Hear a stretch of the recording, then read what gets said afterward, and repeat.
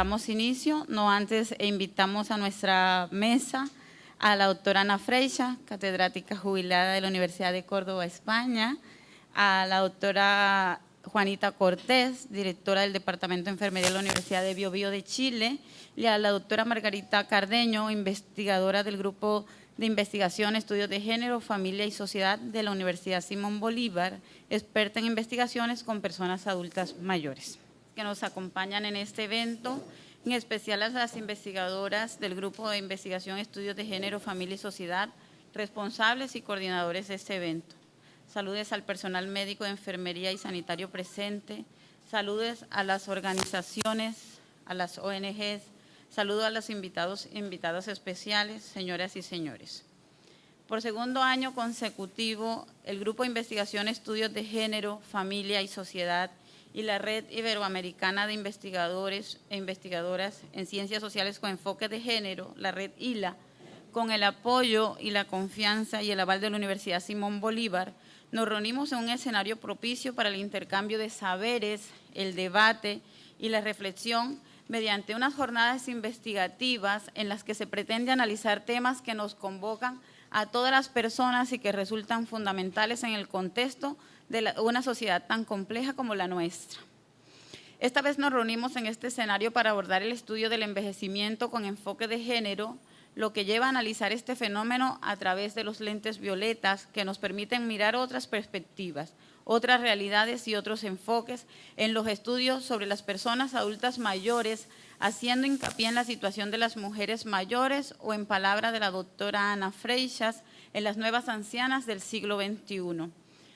Todas sabemos que los avances científicos, médicos y tecnológicos han permitido un aumento considerable de la esperanza de vida de la población, caracterizándose este fenómeno además por el hecho de que las mujeres viven en promedio un lustro más que los hombres. Según las estadísticas mundiales de salud 2014, la Organización Mundial de la Salud, a nivel mundial, la esperanza de vida promedio aumentó 6 años y los hombres viven hasta los 68 años y las mujeres hasta los 73. En el caso de América Latina, las cifras muestran que Chile ocupa el primer lugar siendo el país con mayor expectativa de vida en la región, con un promedio de 80 años, seguido por Colombia con un promedio de 79, mientras que en Venezuela la expectativa de vida está en los 76 años. En el caso de España, según el Instituto Nacional de Estadística de este país, entre 1992 y 2013, la esperanza de vida al nacimiento de los hombres ha pasado de 73.9 a 80 años y lo de las mujeres de 81 a 85.6 años.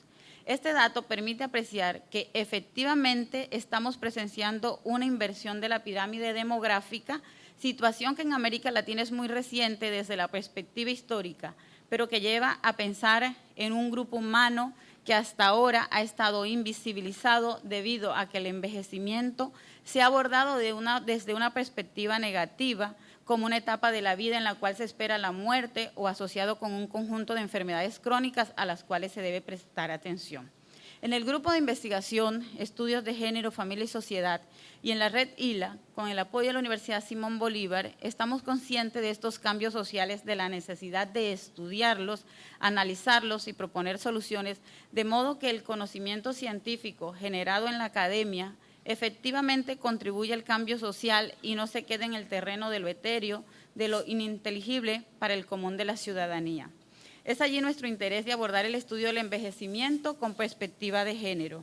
Nos interesa conocer qué está pasando con estas ancianas del siglo XXI, quienes sin duda son muy distintas a nuestras antepasadas, debido, entre otras razones, a que muchas de ellas han logrado insertarse en el mercado laboral, en el mercado productivo, quizás de forma intermitente, quizás en condiciones precarias, pero en todo caso marcando un hito histórico en la incorporación de las mujeres a los espacios públicos y productivos. Pero pese a estos cambios, aún persisten los roles tradicionales de género y el cuidado se sigue viendo como una responsabilidad de las mujeres, incluidas las adultas mayores. Todo ello nos convoca a indagar y a hacer propuestas que permitan conocer mejor la situación de las ancianas del siglo XXI, Agradecemos a nuestras invitados ponentes por su acompañamiento en este espacio, dirigido principalmente a que nuestros investigadores se acerquen a este fenómeno y conozcan las preocupaciones teóricas y académicas que sobre el tema ha surgido en los últimos tiempos. Es así que le damos la más cordial bienvenida a estos 3 días de intercambio de conocimiento que seguramente dejará una ruta para seguir avanzando. Iniciamos la conferencia central Envejecimiento y Género, las nuevas ancianas del siglo XXI. La siguiente conferencia le corresponde a la doctora Ana Freixa, doctora en Psicología por la Universidad de Barcelona, catedrática jubilada de la Escuela Universitaria de la Universidad de Córdoba, España. Las líneas de investigación sobre las que trabaja y sus publicaciones tratan sobre mujeres y envejecer, sobre coeducación y feminismo, y sobre la transformación de la investigación y la docencia en psicología desde una perspectiva de género. Sus investigaciones y publicaciones han promovido una aportación pionera en el desarrollo de la gerontología feminista en España y es una referencia internacional en las investigaciones sobre mujeres adultas mayores. Doctora Freixas, gracias por acompañarnos a estas jornadas y bienvenida desde ya. Me reencuentro además aquí con 2 exalumnas mías en la Universidad de Cádiz. Yo soy de la Universidad de Córdoba, España. Y bueno, espero que podamos compartir ideas, pensamientos y cosas de estas. Las mujeres que hoy pertenecen a mi generación o más atrás, pues realmente son muy diferentes de las ancianas que seréis la mayoría de las personas que estáis aquí, ¿no? Bueno, yo parto de la idea de que envejecer es un logro, ¿no? Envejecer no es una desgracia, la desgracia es morirse a los 35, cumplir años no es una desgracia, al contrario, o sea, es un orgullo poder cumplir 50, 60, 70, 80, 90, 100 en buen estado, ¿no? Lo importante es cómo vamos a vivir estos años que tenemos por delante. La vida nos ha regalado 30, 40 años respecto a las mujeres que nacieron hace 70, cuando nací yo, por ejemplo, pues no, ha habido un regalo de la historia. Entonces, el tema es cómo vamos a vivir y qué significado le vamos a dar al día a día en este envejecer, ¿no? Yo parto también de la idea de que no es lo mismo envejecer siendo hombre que siendo mujer en nuestra cultura. Y no lo hago desde una perspectiva de ¡ay, qué desgraciadas somos las mujeres!, que para nada este es mi discurso. Mi discurso es bastante al contrario, es decir, las mujeres hemos conseguido mucho, hemos avanzado muchísimo y lo hemos hecho con mucha elegancia, sin necesidad de matar, o sea, a veces merecerían algún castigo, pero mientras tanto hemos avanzado haciéndolo muy bien, ¿no? Digo, no es lo mismo envejecer siendo mujer que siendo hombre, tampoco es lo mismo siendo mujer en determinados niveles culturales, en determinados países, en determinadas religiones, es decir, no es realmente lo mismo, ¿no? O hacerlo desde siendo una mujer en los límites del sistema o una mujer pues con educación, cultura, medios económicos, etcétera, etcétera. Bueno, yo creo que hay 3 hechos que han sido muy importantes en los cambios que vivimos las mujeres mayores. El primer hecho sería lo que ha apuntado ya María Noemí antes, el aumento de la longevidad, el hecho de que, ahora, bueno, primero los enuncio y luego los hablo. El aumento de la longevidad, los aportes del feminismo y los cambios sociales que se han vivido. Claro, por una parte, el declive de la tasa de natalidad, o sea, el hecho de que las mujeres hayamos pasado de tener 8, 10, 12 hijos a tener 1, 2, 3, ninguno, que también es una opción digna de respeto en este momento, en este mundo tan lleno de personas, ¿no? También el aumento, o sea, por una parte la disminución de la natalidad, por otra parte el aumento de la esperanza de vida, el hecho de que haya un aumento de esperanza, como también ha explicado María Noemí, de cada vez las personas mayores viven más años en mejores condiciones, el envejecimiento de las personas viejas. Esto en el discurso de hoy tiene importancia porque para nosotras las mujeres estamos entrando, vivimos estos 30 o 40 años de más, pero nuestros modelos, las mujeres en las que nosotras, las ancianas del siglo XX, que llamaré yo, ¿no? O sea, las del XX y las del XXI, sería como esta conversación, ¿no? Entonces, las ancianas del siglo XX, en las que nos miramos, pues quizá a veces no tenemos unos modelos suficientemente interesantes donde aprender, mirarnos, ejercer, hacer política, ser profesoras, ser madres, ser lo que sea. Nos faltan modelos, ¿no? Probablemente las que somos más mayores y que nos hemos apuntado al carro del siglo XXI, bueno, pues podamos ser modelos para las jóvenes generaciones, ¿no? Entonces, en el siglo XX teníamos a los 60 años el final de la vida, ahora a los 60 años tenemos nuevos inicios, empezamos nuevas cosas, cantidad de proyectos, cantidad de temas que nos interesan.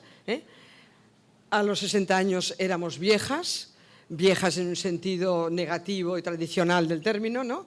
Aumento de expectativas de vida. Las ideas con que se definía la edad mayor era decrepitud, deterioro, enfermedad, etcétera, etcétera. Y ahora, bueno, pues nosotras nos planteamos cómo podemos envejecer con elegancia, envejecer en un mundo en el que realmente no tengamos que vestirnos de viejecitas de negro con su moñito, ¿no? Bueno, somos también... yo os pido excusas por todo lo que haga o diga que sea chocante para vosotros. Yo soy una vieja un poco loca, pero también descontextualizada culturalmente. Es decir, yo digo y hago y seguramente algunas cosas os producirán escalofríos. Espero que no. Somos hijas del feminismo. Nos guste o no, hay gente que le da pánico sentirse que pueda ser llamada feminista. Pues el feminismo es lo mejor que nos ha pasado a las mujeres y a los hombres del planeta, ¿no? El feminismo nos ha dado libertad a las mujeres y a los hombres. El feminismo ha permitido que en vez de estar todas en la casa con la pata quebrada, estéis sentadas aquí, hayáis conseguido unas carreras, tengáis acceso a la cultura, al trabajo remunerado, al dinero, a vuestro cuerpo, a vuestra sexualidad. Todo esto se lo debemos a las mujeres que hace 100 años, o 150 años, empezaron a pensar que las mujeres éramos tan valiosas como los hombres, o más o menos, sin compararnos, y que teníamos que ocupar y ser dueñas de nuestra vida y de nuestros afectos. El eslogan feminista de lo personal es político, ¿no? Ha supuesto un cambio estructural en las relaciones, de manera que ya nada es personal, sino que lo que incluso ocurre dentro de mi casa atañe, interesa a la sociedad y a la política, ¿no? Digamos que el feminismo ha promovido que las mujeres tengamos fe en los cambios, que pensemos que las cosas no tienen por qué ser igual, que las cosas pueden cambiar, que nosotras podemos ejercer sobre la sociedad, promover cambios.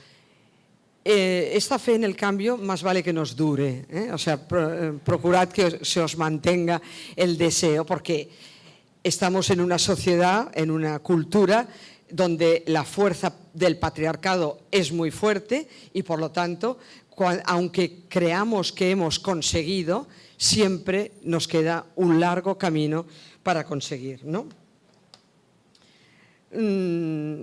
Y luego ha habido, lo que he dicho, el tercer hecho fundamental, han sido los cambios sociales. Los cambios sociales del siglo XX han supuesto una nueva organización y, sobre todo, para nosotras, las mujeres, el siglo XX ha supuesto el acceso a la educación, el acceso al trabajo remunerado, la participación social y política, el poder disponer de nuestros bienes, disponer, como he dicho antes, de nuestro cuerpo y de nuestra sexualidad, y un cambio en las relaciones entre los sexos. Ya no hay, bueno, sigue habiendo una relación de dominación-sumisión, pero hay una mucha mayor igualdad. Nosotros hemos conseguido que se promuevan leyes que nos han permitido vivir mejor, leyes como la ley del aborto, la ley del matrimonio, la ley del divorcio, es decir, las leyes de igualdad, cantidad de leyes que nos han permitido vivir de mejor manera, ¿no? Entonces, antes vivíamos solo en el presente, ahora tenemos un futuro, tenemos un diseño de vida, tenemos objetivos personales y profesionales. Antes nuestro objetivo único era criar criaturas, hacer la vida más felices a los demás y tal. Por lo tanto, ahora tenemos objetivos personales, profesionales, tenemos un testamento vital. Nuestra posición era una posición fundamentalmente de dependencia. Ahora tenemos una cierta independencia, podemos decidir más cosas. No teníamos control, tenemos control sobre nuestra vida, tenemos capacidad de elección, no teníamos derechos, tenemos derechos. Estábamos relegadas a un mundo privado, ahora participamos en el mundo público. Antes éramos invisibles y ahora somos un poquito más visibles. En términos de educación, podemos decir que entre las ancianas del siglo XXI no vamos a encontrar prácticamente analfabetas. O sea, ha habido un acceso generalizado a la educación básica y a los niveles educativos superiores en muchos. Una de las cosas que me ha sorprendido aquí es la cantidad de universidades que tenéis, es decir, el nivel educativo tan alto, ¿no? Por lo tanto, las mujeres hemos accedido a nuevos niveles educativos y también a las nuevas tecnologías. Las nuevas ancianas, las del siglo XXI, se comunicarán, nos comunicamos con nuestras hijas, nietas y amigas por correo electrónico, compramos los billetes de avión y las entradas al teatro por internet, consultamos el tiempo, leemos cada mañana la prensa desde nuestra casa, whatsappeamos a nuestras amigas y jugamos a la palabrados con el iPad, ¿no? También ha habido un cambio, una transformación en la religiosidad, ¿no? Las nuevas ancianas transforman un poco esta vida piadosa de sus madres en una diversidad de recursos espirituales que nos ayudan a transitar por las crisis sin perder los nervios. Vamos a ser mitad cristianas, mitad budistas, mitad orientalistas, y vamos recogiendo por allí ideas y poesías, novelas, conferencias, ideas, músicas que nos cambian esa religiosidad pía de nuestras abuelas por una trascendencia múltiple, porque quizá una de las cosas más importantes que veremos esta tarde es el tema de la heterogeneidad. Somos muchas y muy diferentes. Luego, esta tarde hablaremos de esto.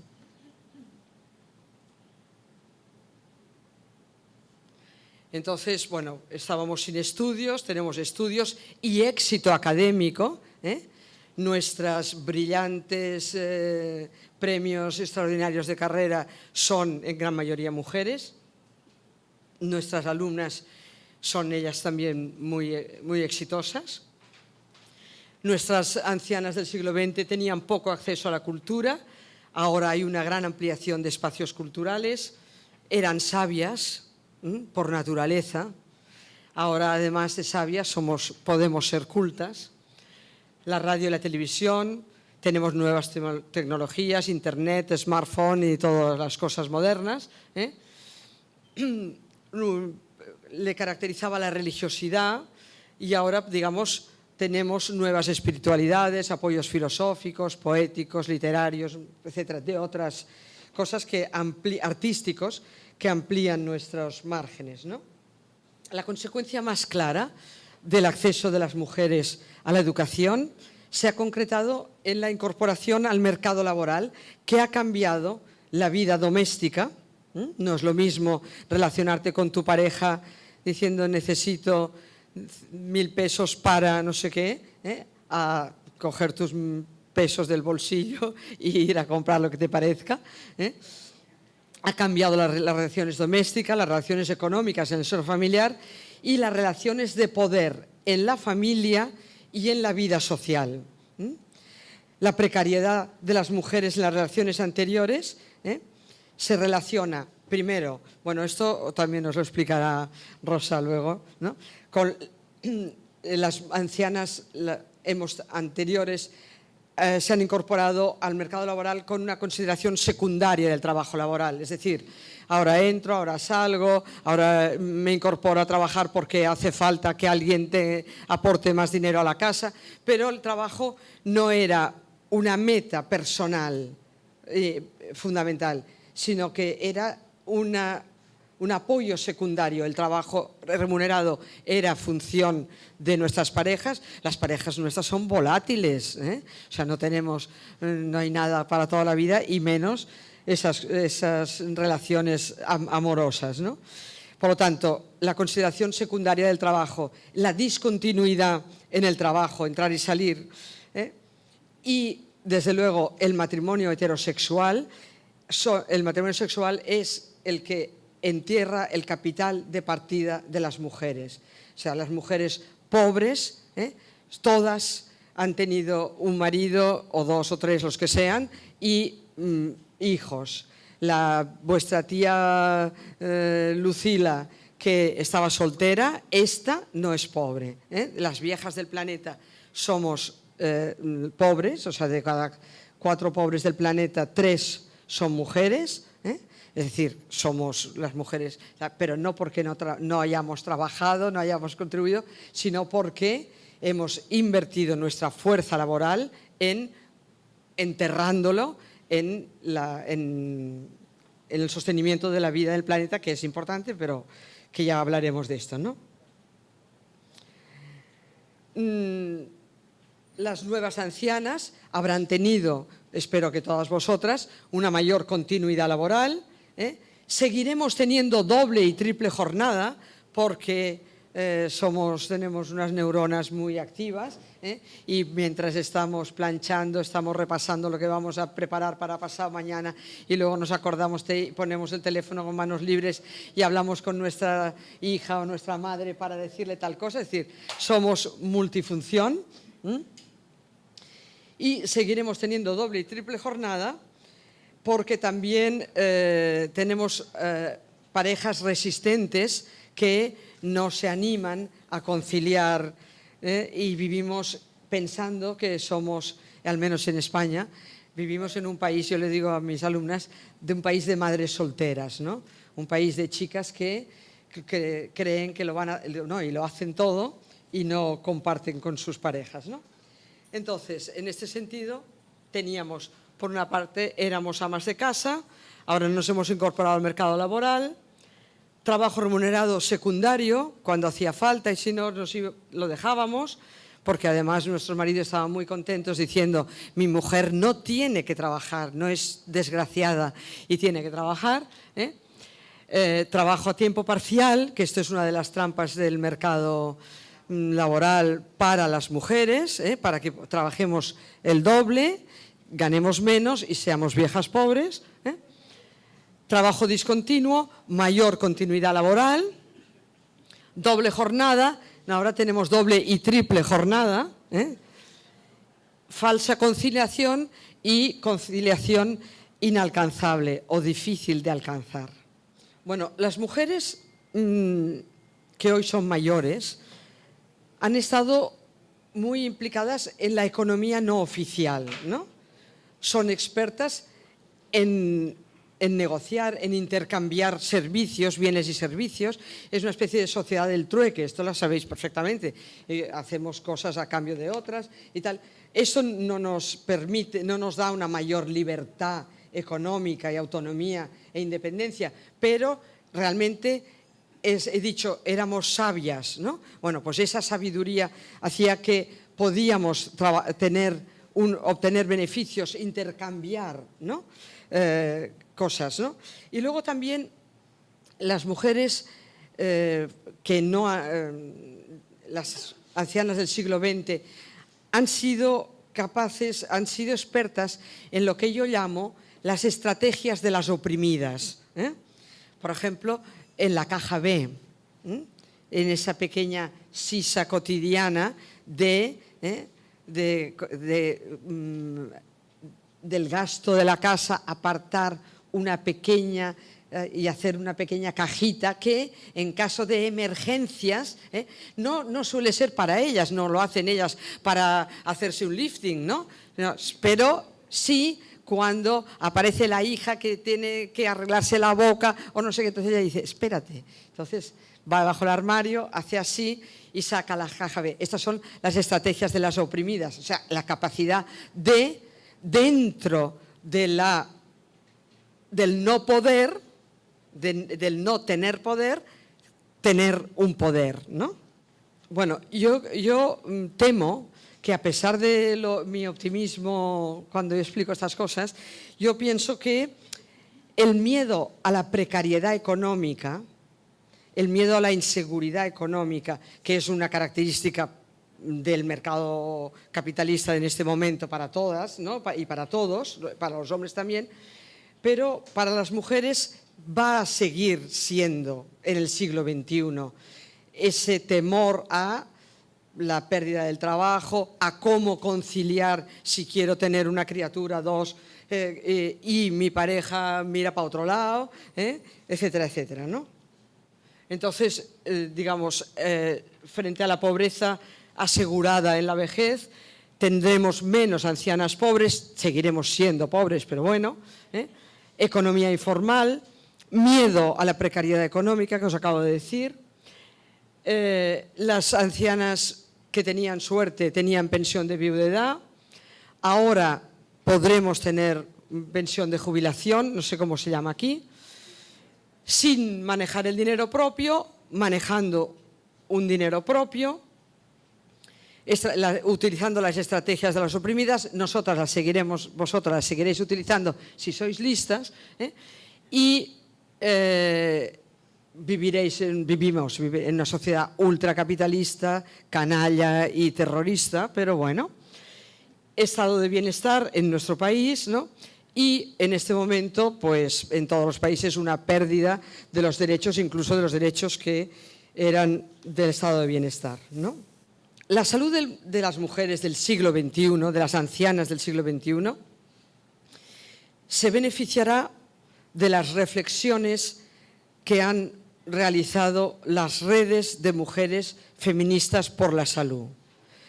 Ha habido en todo el mundo una interesante, importantísima red de mujeres médicas, enfermeras, psicólogas, sociólogas, educadoras sociales, asistentes sociales, mujeres sin título ninguno, pero con deseos de sanadoras, cuidadoras, que han pensado en la salud y la vida de las mujeres. Yo siempre digo que las cosas cambian porque las personas interesadas en el cambio lo hacen. Es decir, si las viejas queremos vivir de una manera determinada, tenemos que hacernos visibles, no vendrá el Espíritu Santo o quien sea a resolver los problemas de las mujeres mayores, ni la pobreza, ni vuestros problemas de pareja de las chicas jóvenes, ni las laborales. O sea, todos los problemas que nosotras queramos resolver, tenemos que planteárnoslos nosotras, ¿no? Decir, bueno, vamos. Entonces, por eso lo que quiero decir es, ha habido muchas mujeres que han dicho la mirada que la clase médica, cuando digo la clase médica digo todo el sistema de salud, de cabo a rabo, hace sobre nuestro cuerpo no nos sirve. Por ejemplo, las primeras que empezaron a pensar eso fueron unas médicas en Estados Unidos que se dieron cuenta de que las mujeres se morían de infarto más que los hombres. Los hombres llegaban a los hospitales, les enchufaban tic, tic, tic, tic y salían adelante. Las mujeres cuando llegaban, como antes se habían parado a poner la lavadora, a preparar el bocadillo de aquel y a resolver 3 cosas con tal, cuando llegaban a los hospitales, como además el infarto a nosotras se nos presenta diferente que a los hombres, nosotras nos moríamos y aparte de todo llegábamos allí y decía, esta señora está de los nervios, dale un tranquimacín y ya se irá a su casa y nos moríamos. Es decir, ha habido una serie de apuestas de las mujeres por ver cómo nuestra salud responde, o sea, qué tipo de tratamientos, nuestros cuerpos son diferentes, por lo tanto, no podemos pensar que las mismas medicaciones nos van a servir a unos y a otras. Por lo tanto, ha habido una red de mujeres que han cuestionado los tratamientos, han cuestionado los diagnósticos, han cuestionado las prácticas, y las mujeres, gracias a estas mujeres, pasamos de ser consideradas úteros ambulantes, porque todo lo que nos pasaba tenía que ver con el útero, o sea, teníamos la regla o no tenemos la regla, tenemos hijos, no tenemos hijos, etcétera. O sea, todo era úteros ambulantes, a ser vistas de una visión holística y completa. Seres en los que nuestro cuerpo y nuestro ser tienen mucho que ver. Cuerpo, mente y vida, ¿no? Bueno, ha habido muchas reflexiones que nos han ayudado, ¿no? De los grupos de autoconciencia de las primeras feministas, hemos heredado la conciencia de que ese malestar que no tiene nombre que definió Betty Friedan, ¿no? Que decía, ¿qué les pasa a las mujeres, las amas de casa, que con lo contentas y felices que tienen que estar en su casa y sin embargo están tristes y deprimidas? Este malestar que no tiene nombre, pues gracias a la red de mujeres de la salud hemos concluido que no es que estemos histéricas o menopáusicas, porque cuando tú vas al centro de salud, no sé cómo lo llamáis vosotras, y dices, tienes 50, 60 años y te sientas, lo primero que es, o estás de los nervios o estás de las hormonas, ¿no? O estás con la menopausia o estás histérica. Bueno, pues este cuestionamiento de por qué enferman las mujeres. La Organización Mundial de la Salud hace una relación de temas por los que las mujeres enfermamos y nada tiene que ver ni con nuestro útero, ni con la menopausia, ni con nada. Tiene que ver con las vidas que llevamos, ¿no? Con las cargas, yo digo con los inútiles funcionales que llevamos colgados a la espalda, ¿no? Entonces, ¿os acordáis cuando la enfermedad de las vacas locas? Entonces, en España hay un humorista muy cáustico que se llama El Roto. El Roto sacó una viñeta que se veía a 2 vacas, una al lado de la otra, hablando, una con la otra, ¿no? Y una le dice a la otra, se comen nuestra carne, se beben nuestra leche, nos arrancan la piel. Dice, ¿no es para volverse locas? Entonces, pues yo creo que esto es exactamente lo que ocurre en la vida de las mujeres. Es decir, cuando las mujeres de 50 y 60 años se sientan a ver a su médica o médico, y ¿qué le dicen? A veces le dicen, me duele aquí, que también me duele aquí, pero dicen, ay, me duele todo, ay, no puedo más, ¿no? Es decir, ay, y la médica, en vez de darle un ansiolítico o un antidepresivo para que se calle, pues le debe decir, ¿cuántos inútiles funcionales lleva usted a su espalda? Procure quitárselos, ¿no? La menopausia, gracias a las mujeres que hemos pensado sobre ella, ha dejado de ser una enfermedad o el principio del fin o una desgracia para ser considerada un proceso natural, un proceso de liberación, un proceso de mejora en la vida de las mujeres. La menopausia nos hace muy felices, os aviso, jovencitas, para que no le temáis, ¿eh? Tenemos más hierro, tenemos más vitalidad, no se nos cae el pelo, estamos de mucho mejor humor, no tenemos ganas de llorar continuamente, no nos duele el pecho, ni se nos quitan mucho de los dolores de cabeza, de las, ¿cómo se llaman? Las migrañas y todo eso. O sea, nuestra vida mejora sustancialmente, pero como el patriarcado le interesa tenernos atemorizadas, pues cuenta los horrores de la menopausia, pero mejora la vida sexual. Es decir, hay cantidad de cosas buenas que vienen de la menopausia. Bien, sin embargo, al cansancio que nuestras madres tenían, de las abuelas del siglo XXI, del siglo XX, nosotras vamos a añadir el estrés, ¿eh? El estrés de nuestra vida cotidiana. Esta mañana desayunando hablábamos de cómo el estrés nos enferma, ¿no? O sea, en qué medida otras mujeres han vivido cansadas, trabajando, pero nosotras con esto de las neuronas múltiples y tenemos varias manos para muchos sitios, esto cansa mucho, ¿no?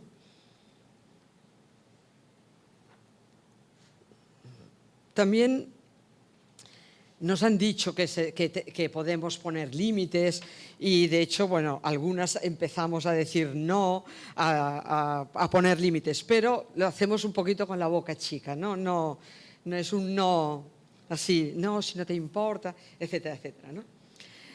En términos de salud, comemos mejor, las cosas han avanzado, tenemos más conocimientos científicos sobre la alimentación, pero los mandatos de la belleza nos llevarán a veces por el mal camino, ¿no?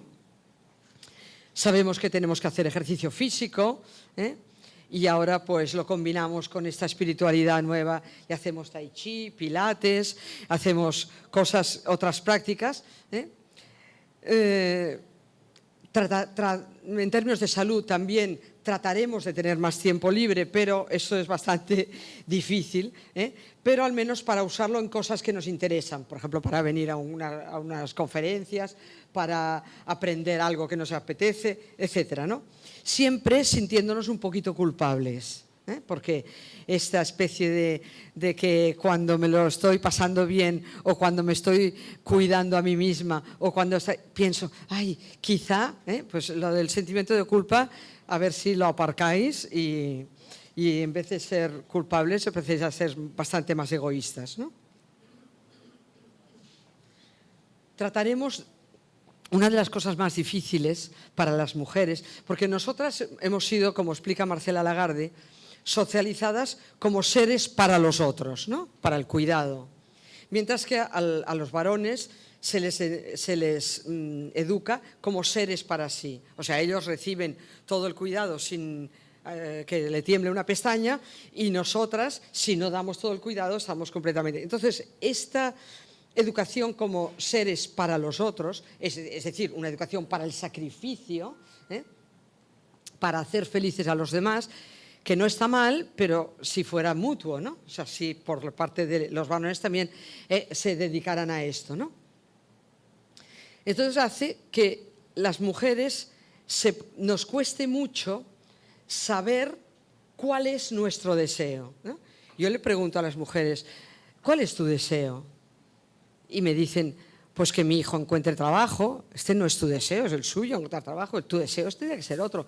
Que a mi marido se le arregle la próstata, o yo qué sé, cosas que no tienen absolutamente nada que ver con tu deseo, ¿no?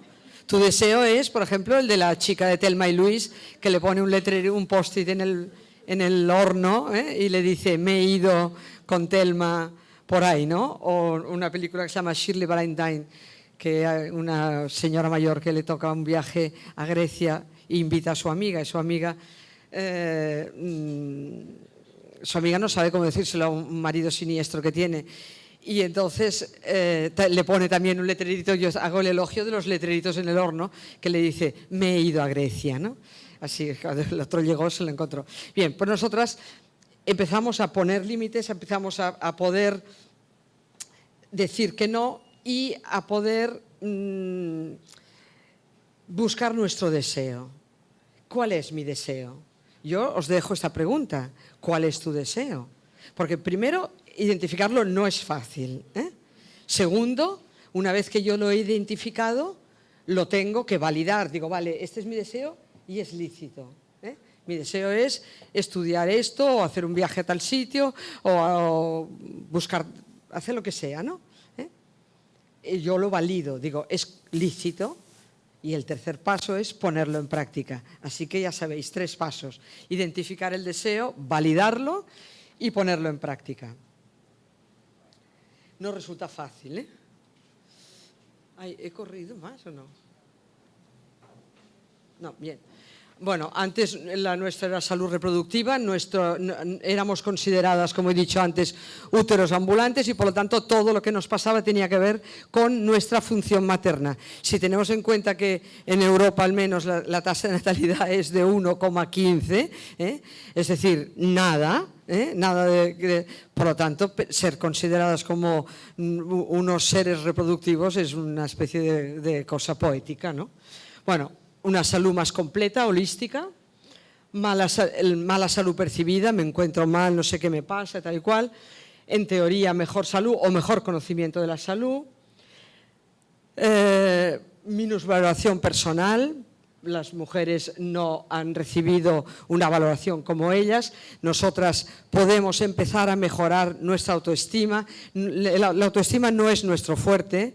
Las alumnas cuando intervienen en clase dicen, yo no sé si, entonces yo digo, vuelve a empezar, por favor. No, quería decir, no sé, vuelve a empezar. Pienso que, vale, ahora sí, ¿no? O sea, es decir, ese pedir perdón de siempre pensar que, etc. O sea, la autoestima no es nuestro fuerte, pero, en fin, con nuestro trabajo personal, pues podemos mejorarla, ¿no? Ese malestar que he dicho que no tiene nombre, ahora tenemos mayor posibilidad de tomar decisiones de salud propia, hay también una mayor tasa de discapacidad porque estamos más visibles, antes estaban escondidas, ¿no? Y estas redes de salud feminista. La inducción a la enfermedad, este es un concepto del disease mongering, ¿no? Es un concepto, por ejemplo, la menopausia. Ha habido años y años que se ha dicho, para prevenir la menopausia, no sé por qué, si es una de las cosas buenas que te pasa en la vida, pero tiene usted que tomar hormonas, si no toma hormonas, tendrá una menopausia terrible. Si no se pone la vacuna del papiloma a las niñas, la enfermedad del papiloma no sé qué, no sé cuántos. Es decir, todo esto son el negocio. El negocio. O sea, hemos sido durante siglos víctimas de un negocio con el cuerpo de las mujeres, con la vacuna del papiloma ahora, con el tratamiento de la menopausia. Hicieron un estudio después de que de 8 o 10 años en Estados Unidos y pararon el estudio del tratamiento hormonal de la menopausia porque no solamente no era mejor, sino que era peor y producía cáncer. Producía mucha más tasa de cáncer. Lo sabían desde el año 70 y pico y hasta el 2006 no pararon, no dejaron de prescribir esta medicación. En los estudios que han hecho desde el 2006 hasta ahora, la disminución de las tasas de cáncer ha sido en picado, ¿no? Es decir, esto se llama la inducción a la enfermedad. El término inglés es disease mongering, ¿no? Y lo veréis muchas veces. Entonces, bueno, gracias a las redes de mujeres y salud, pues se ha cuestionado la terapia hormonal, la vacuna del papiloma y montañas de tratamientos que son, ¿qué quiere decir? El disease mongering quiere decir, si usted no toma este tratamiento, no beneficia a la industria farmacéutica, la hace rica con sus venenos que se está usted tomando, puede ser que esté muy enferma, o sea, arruínese y enférmese, que puede ser que evite enfermarse. Es una locura total y absoluta.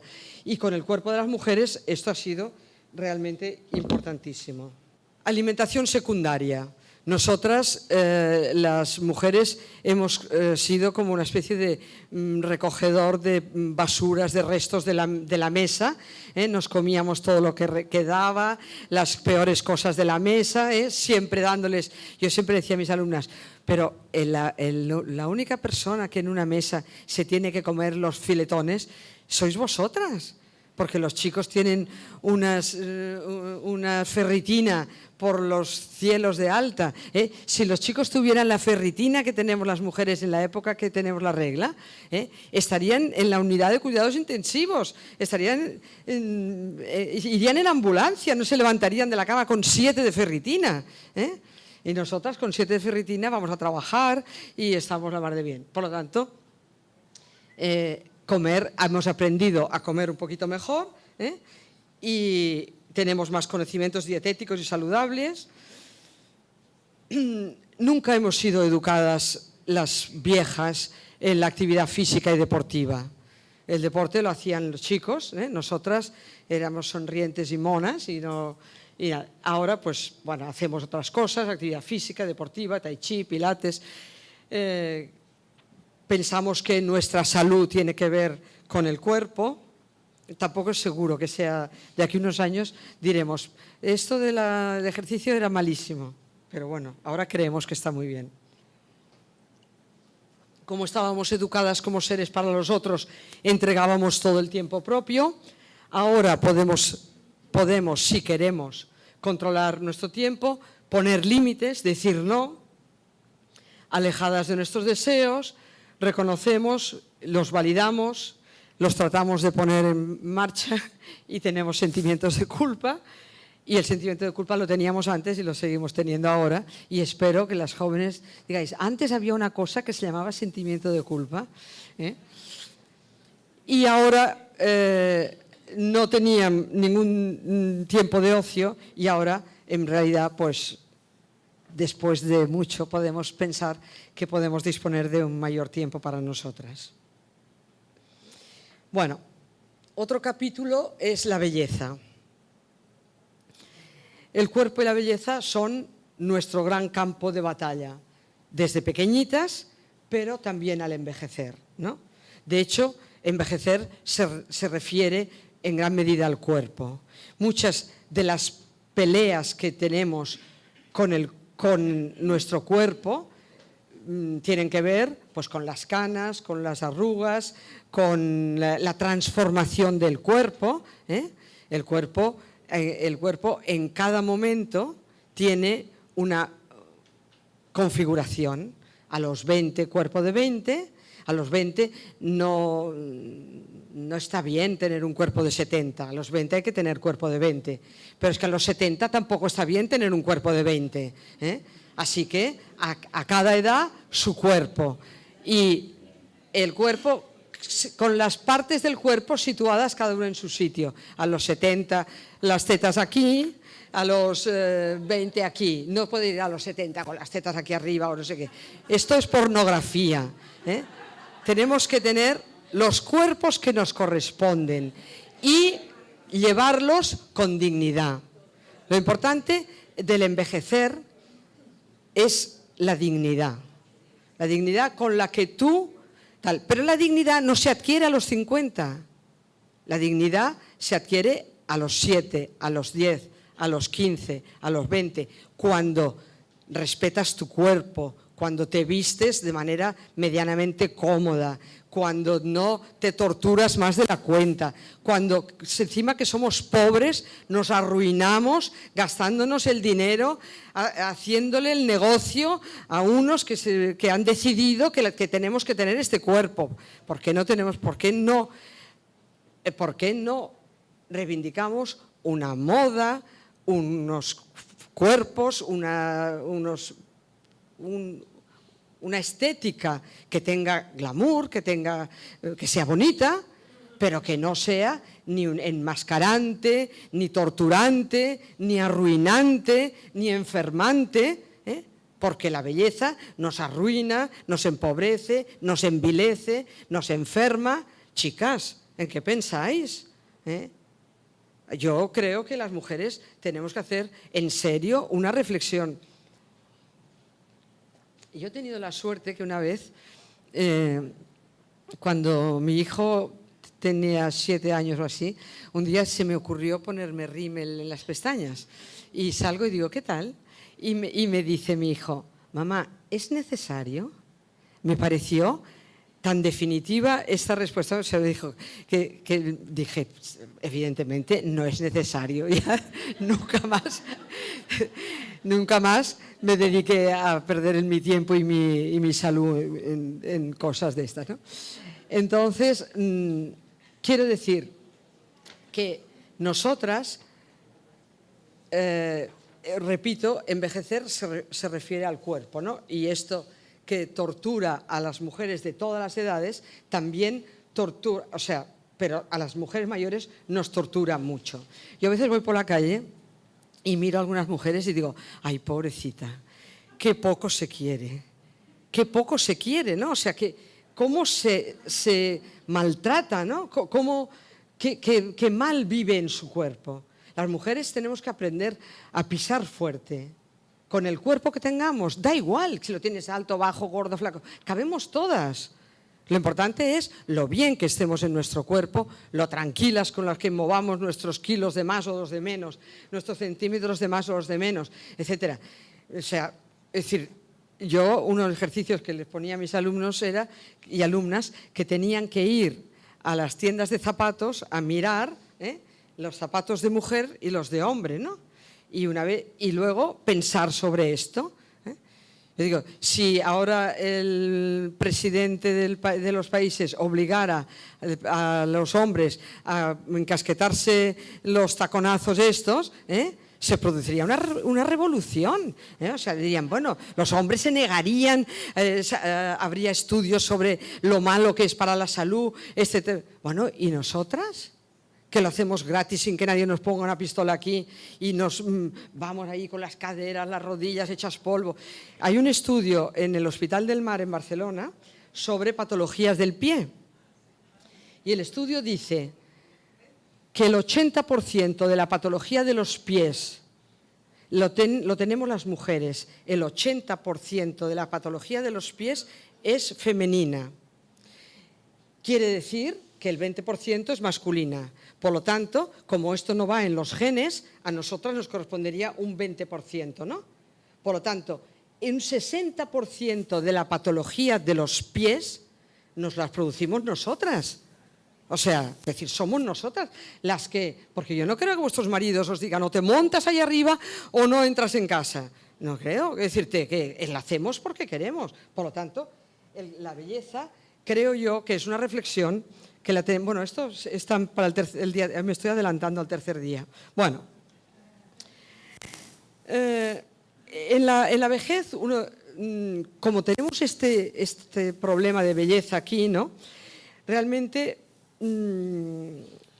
para mí, respecto al tema de la dignidad que he dicho antes, para mí lo más importante es la aceptación del cuerpo, ¿no? Yo creo que debemos aceptar que nuestro cuerpo cambia con el tiempo.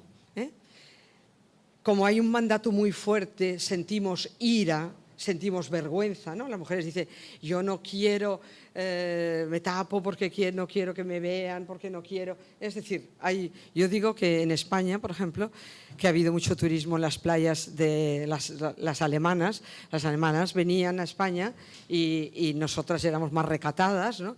Y ellas pues se bañaban más desnudas, cuerpos de mujeres gordas y tal y cual. Y yo digo que estas alemanas han hecho mucho por las mujeres para darnos cuenta de que cabemos todas, ¿no? De que cada cual, sea como sea, pues podemos estar ahí, ¿no?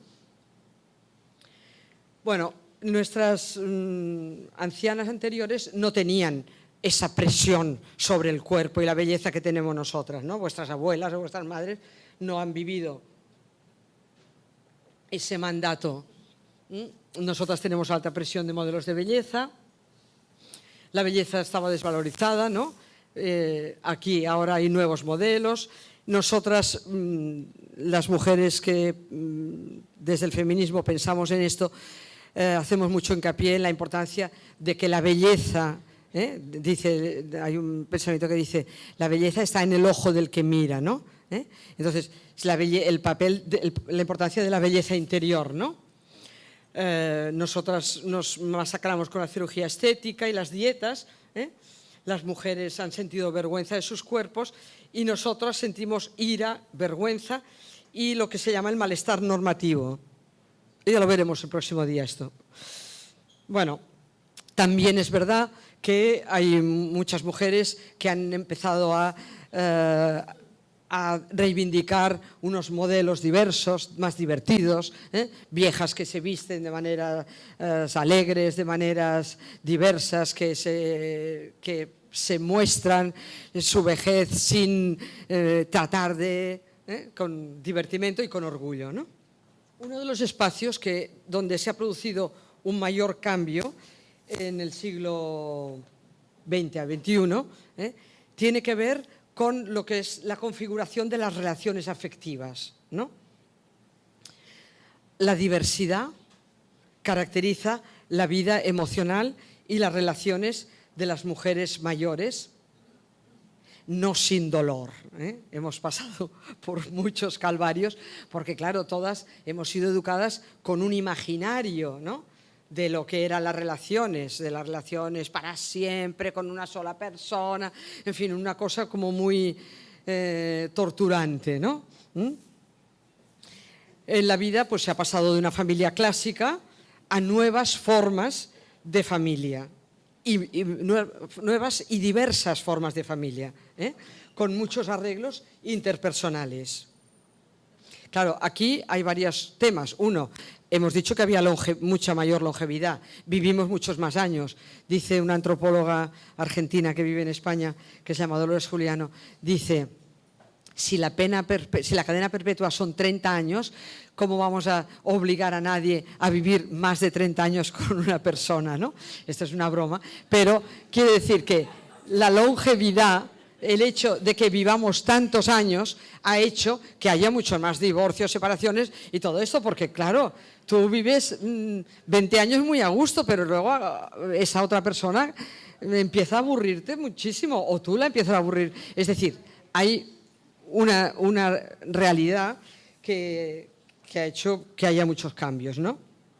También las familias han pasado de ser extensas con muchos hijos e hijas y pocas generaciones, ahora familias pequeñitas con muchas generaciones, porque además vivimos muchos años. Es decir, que hay una serie de cambios que forzosamente tienen que afectar a la vida de familia, ¿no? También hemos pasado de la familia patriarcal, del hombre que manda, a una familia pretendidamente igualitaria, del matrimonio heterosexual a la posibilidad de matrimonio homosexual, que vosotros lo habéis aprobado hace poco, ¿verdad? Es decir, a las ancianas del siglo XXI, si algo les va a caracterizar es la fragmentación de sus vidas afectivas. Ahora ya nada es para siempre. Antes nos casábamos para siempre, ahora nos casamos para un tiempito. No sabemos cuán largo, puede ser muy largo, puede ser más corto, etcétera, etcétera, ¿no? Pero, repito, la ideología de la familia tradicional, digamos que la tenemos atravesando nuestro cerebro, ¿no? Entonces, aunque vivamos y hagamos cambios y tal cual, lo que sea, pues esto está ahí. Nuestras antecesoras fueron esposas, madres, hijas y vecinas. Las nuevas ancianas del siglo XXI son parejas, amantes, madres, madrastras, hermanas, colegas, cibernovias y sobre todo divorciadas. Las ancianas del siglo XX eran madres con mayúscula, y el nido vacío generó en su momento un problema. Las nuevas ancianas no saben lo que es el nido vacío porque han vivido en el lío total y por lo tanto ahora el problema es que el nido no se vacía de ninguna manera, ¿no? Las nuevas ancianas son madres, madrastras he dicho, madres adoptivas, y han puesto en marcha las nuevas maternidades. Es decir, somos madres, por ejemplo, de nuestras amigas cuando enferman, cuando tal. Es decir, practicamos una red de cuidados que a mí me parece súper interesante. Las ancianas del siglo XX han sido abuelas todoterreno.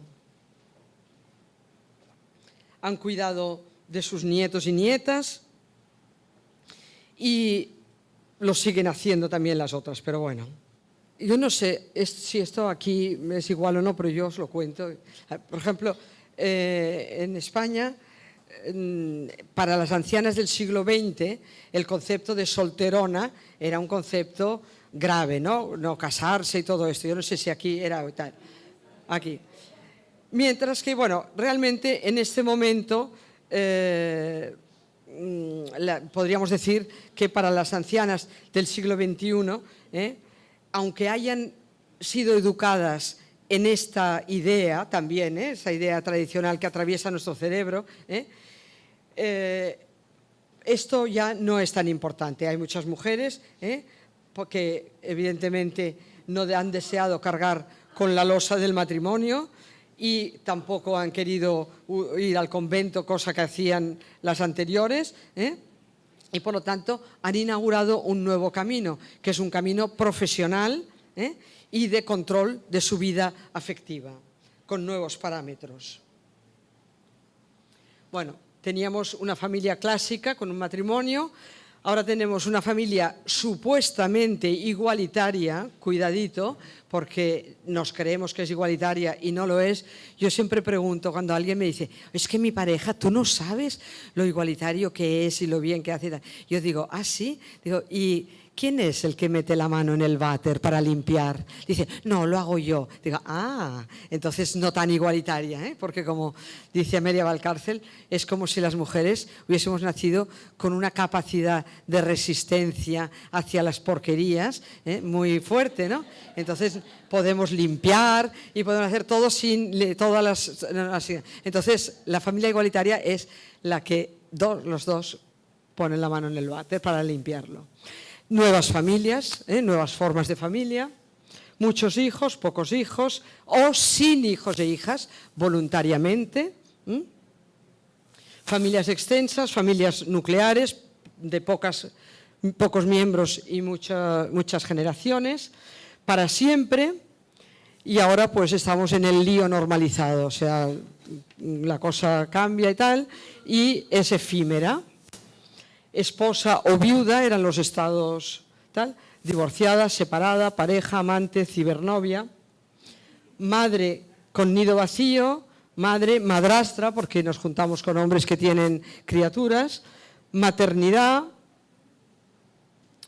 solterona, soltera, abuela 4x4, quiere decir abuela todoterreno, abuela cuidadora a todo, abuela que puede decir no, y familias de elección, es decir, gente que construye un núcleo familiar que no tiene vínculos, es decir, una amiga mía, que yo puedo vivir con una amiga mía y cuidarnos, porque una familia son unos seres que se cuidan, que en realidad, si os fijáis, en las familias tradicionales no deberían ser llamadas familias, porque es una mujer que cuida a todos y los demás todos a recibir, ¿no? O sea, pero una familia es una comunidad de bienes, una comunidad de cuidados, ¿no? Por lo tanto, en estas nuevas formas del siglo XXI hay familias que se constituyen con cuidados que no tienen que ver solamente con el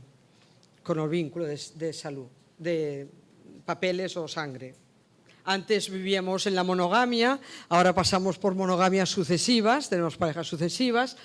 La sexualidad del débito, que el Señor decía, vamos para allá, y tal, y ahora podemos gestionar nuestra sexualidad, decir sí, decir no, una sexualidad negociada, inicio del control de sexualidad, planificación familiar y aborto, heterosexualidad obligatoria, libertad de opción sexual, continuum lesbiano, es decir, podemos nacer y situarnos a lo largo de esto es un concepto de Adrienne Rich, a lo largo de un continuum que iría de la heterosexualidad. No somos heterosexuales o homosexuales, somos una cosa así intermedia, y en un momento de la vida podemos decantarnos más hacia un lado.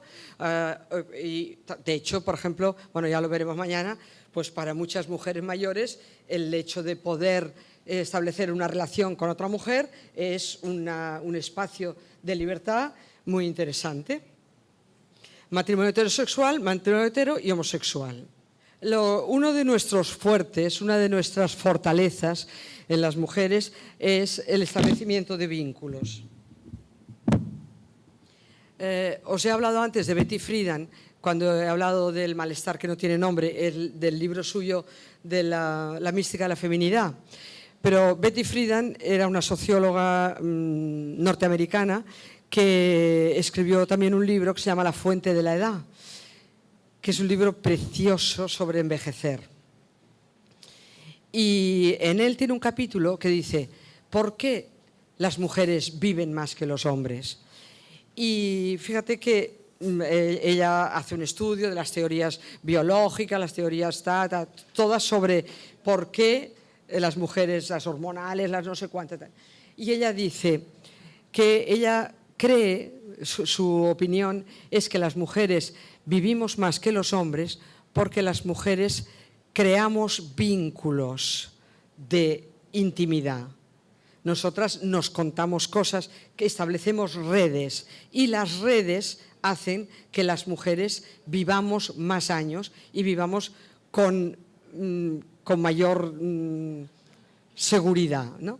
De hecho, en las tasas de suicidio, los suicidios de los hombres mayores son muchísimo más altas que los suicidios de las mujeres, ¿no? Entonces, bueno, tenemos esta capacidad para relacionarnos, para crear vínculos. Yo creo que los vínculos son nuestro fuerte, y esta fortaleza nuestra, esta capacidad para la comunicación y para la intimidad y para el cuidado, porque claro, el planeta se sostiene porque las mujeres cuidamos, pero yo creo que este es nuestro gran capital, pero no tendríamos que ser las únicas que cuidamos. Nosotras tendríamos que exigir que nuestros colegas también cuiden. Los hombres que descubren las bondades del cuidado son muy felices, o sea, no lo abandonan los hombres que han sido cuidadores. Pero claro, hay que empezar algún día a cuidar, ¿no?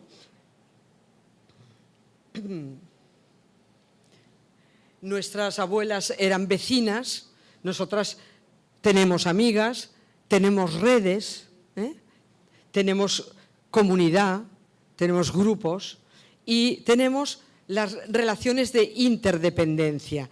Antes habíamos hablado de la dependencia o de la independencia. No somos seres independientes o dependientes. Deberíamos ser interdependientes, y de hecho las mujeres, a medida que incluso vamos haciendo mayores, vamos sabiendo mucho más en esa interdependencia de lo que yo intercambio contigo y tú conmigo, lo que yo te aporto ahora que tú lo necesitas, o lo que tú mañana cuando yo necesite algo. Es decir, esa comunidad de cuidados que establecemos entre nosotras, ¿no? Ellas eran cuidadoras, nosotras podemos ser también cuidadoras en red, ¿no? Cuidadoras en el grupo de amigas de varias personas en un momento determinado, creando una comunidad de cuidados. Antes, los arreglos de vida, las viejecitas vivían en soledad, con sentimiento de abandono. Nosotras hicimos una investigación de un libro que se llamaba Abuelas, Madres, Hijas, que es un libro que se ha reeditado ahora en España, y cuando les preguntábamos a las mayores qué temores tenían, pues tenían depender de alguien en términos de salud, etcétera, etcétera, etcétera. Y las jóvenes lo que temían, que cuando fueran mayores estuvieran solas. Pero este no era un temor de las mayores. Las mayores estaban felices, las que vivían solas, ¿no? Porque vivir sola no es estar sola es no tener vínculos, no tener relaciones, no tener grupo. Por lo tanto, las mujeres que han cargado toda la vida con tantas cosas, cuando están solas en su casa, están en la gloria. A ver, me dijo una señora en una conferencia que era un tema de viudas, y me dice, se levanta una señora y me dice, mire, ¿quiere que le diga? Dice, mi marido se murió tal, él está en el cielo, pero yo me he quedado en la gloria.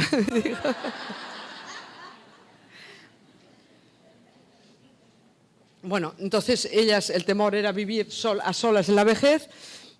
Ellas viven a solas, las nuevas, vivimos a solas desde muchos años antes, porque hemos inaugurado lo que se llama la cultura single, ¿no? La cultura de las personas que deciden vivir solas porque no están dispuestas a tener un inútil funcional a su espalda, o porque se ha terminado esta historia, o porque por voluntad o por destino, porque los maridos se evaporan también, o las parejas se evaporan sin voluntad propia. Es decir, por voluntad propia o por el destino podemos vivir solas mucho antes, y por lo tanto hay una cultura single muy importante de mujeres y hombres, pero sobre todo las mujeres, que viven solas estupendamente. Ellas vivían las nuevas ancianas también viven muchas parejas de hecho, y el LAT es el Living Apart Together, que es un concepto que en los libros de sociología encontraréis de, por ejemplo, tú en tu casa, yo en la mía, ¿no? Entonces esto a las mujeres les gusta mucho porque no tienen que estar ahí lavando calzoncillos. Abuelas ambulantes, que esto es una cosa realmente terrible, ¿no? O sea, como vivir 3 meses en casa de un hijo, 3 meses en casa de otro, tal. Yo creo que esto es un delito, una cosa horrorosa. Las mujeres pues se plantean términos de las ecoaldeas, vivir en comunidad. Todas viven solas, unas y las otras. Ellas con generatividad, es decir, dándolo todo, y estas estableciendo relaciones intergeneracionales y beneficios mutuos de socialización. Es decir, le preguntan al nieto que no sé qué le pasa con el wifi, que no sé qué tal, todo esto. Envejecimiento activo, que es lo que ha estado muy de moda y sigue estando de moda, frente a lo que yo defiendo, que es un envejecimiento confortable. Es decir, activo si te apetece, y si no, pues a criar molletes en casa tan contenta, vamos. Pioneras de una de las cosas que más ha cambiado es la participación, es decir, el paso de la casa a la sociedad, ¿no? Entonces, las primeras asociaciones fueron de las ancianas, de las mujeres del siglo XX, pero de este primer asociacionismo pasamos al actual. Estas empezaron a ser pioneras y activistas porque estamos donde estamos gracias a ellas, pioneras y activistas, y nosotras pioneras y ciudadanas. Trabajo voluntario, nosotras ONGs y voluntariado internacional, luchadoras por los derechos de las mujeres, defensa y desarrollo de estos derechos, resilientes, o sea, capaces de sobreponerse a las catástrofes, ¿no? Y prácticas de ciudadanía. Ellas vienen de los grupos de autoconciencia, nosotras somos herederas del feminismo, de lo personal es político, y ellas partían de un feminismo, nosotras partimos de un montón de feminismos y de posiciones. Ya está. Bueno, pues nada. Eso es, creo que quizá os he dado muchas, pero es que era muy largo. Y en principio, bueno, con esta conferencia lo que trataba yo era de ver que venimos, que somos una continuidad, que no nos situamos aquí o allá,